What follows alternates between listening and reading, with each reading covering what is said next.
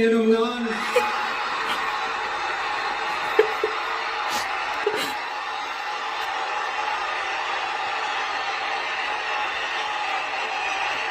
சட்டப்படி அமைக்கப்பெற்ற